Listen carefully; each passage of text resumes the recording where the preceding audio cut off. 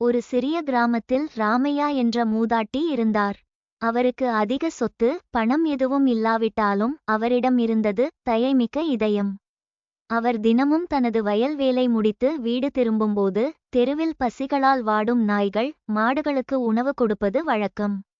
ஒரு நாள் கடும் மழை பெய்தது. கிராமம் அருகே இருந்த ஆறு பெருக்கெடுத்து ஓடியது.